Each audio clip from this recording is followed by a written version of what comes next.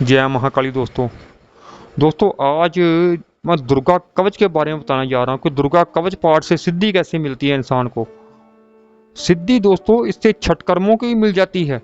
अगर आप जिस तरीके से बताता हूँ मैं उस तरीके से करते हैं तो ये पाठ बहुत ही शक्तिशाली पाठ है, क्योंकि ये कोई साधारण इंसान ने जैसे कि चालीसा लिख देते हैं लोग, जो है लिख दिया चालीसा में, ऐसा नहीं है। ये पाठ मार्कंडेय ऋषि ने ब्रह्मदेव जी से, भगवान ब्रह्मदेव से पूछा था, इसको उजागर करवाया था। उससे पहले किसी को नहीं पता था इस पाठ के बारे में। उन्होंने कहा था कि ऐसा पाठ बताइए, कोई ऐसा कवच बताइए जिससे कि संसार में प्राणियों की रक्षा हो सके। और भगवान ब्रह्मदेव ने मार्कंडेय ऋषि को बताया था कि ऐसा पाठ तो एक देवी का कवच ही है जो कि संसार में इंसानों की रक्षा कर सकता है। और इस पाठ से सिद्धि कैसे मिलती है, इस जो दोस्तों पाठ करता है उसके साथ शक्तियां भी जुड़ती हैं, और कौन सी शक्ति जुड़ती है और क्या कार्य करती है वो शक्तियां, ये सारी जानकारी देने जा रहा हूं आपको मैं। और गलतियां भी लोग बहुत इस पाठ में करते हैं, यही बताने जा रहा हूं मैं कि गलतियां कौन सी करती। लड़कियां इसमें गलती बहुत ज्यादा कर, जो लड़कियां ये पाठ करती हैं ना, वो इस पाठ में गलती बहुत ज्यादा करती हैं। चैनल को सब्सक्राइब और दोस्तों लाइक कर दीजिए। पहली गलती दोस्तों ये बताने जा रहा हूं लड़कियां करती हैं। यहाँ एक जगह ऐसा लिखा आता है कि पूतना काम कामे ड्रम गुदे महेश वाहिनी।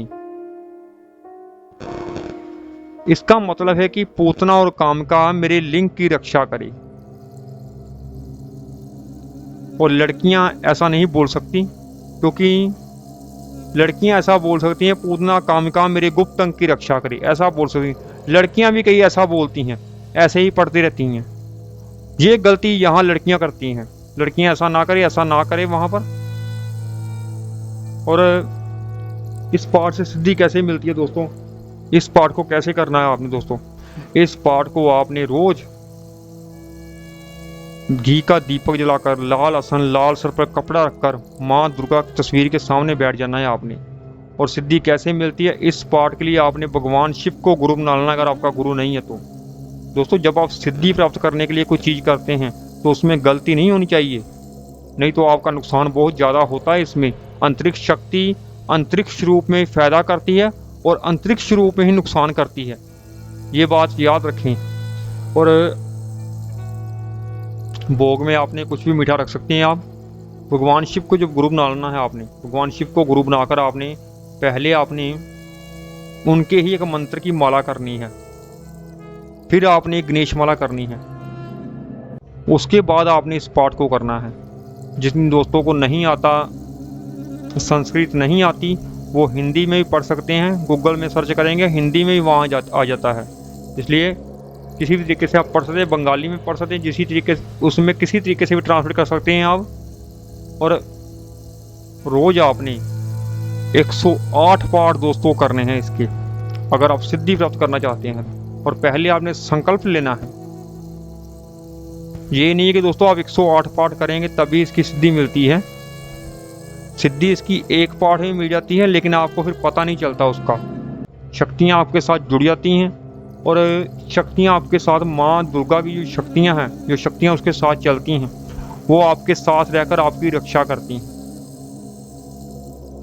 और दुश्मनों को आपसे दूर रखती हैं। कोई भी नकारात्मक ऊर्जा आपसे दूर रखती हैं, कोई भी तंत्र क्रिया आपके ऊपर होने नहीं देती। वो ये शक्तियाँ हरदम आपके साथ रहती हैं, लेकिन अंतरिक्ष रूप में, जो कि आपको पता नहीं चलता। और सिद्धि प्राप्त करना चाहते हैं आप इस पाठ से तो 108 पाठ आपने रोज करने हैं और 9 दिन पूरे इस पाठ को करना है।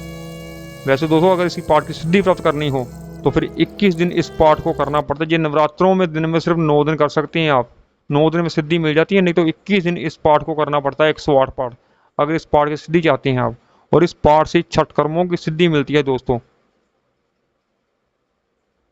छठ कर्म सिद्धि, तंत्र के मारण, मोहन, वशीकरण, स्तंभन उचाटना, ये सब काम कर सकते हैं आप इस पाठ से। अगर आपने 108 पाठ रोज कर लिए तो संकल्प लेकर पहले आपने करना है, और संकल्प आपका टूटना नहीं चाहिए दोस्तों, ये याद रखें। और कुछ ही पूछने के लिए कमेंट कर सकते हैं आप। जय महाकाली।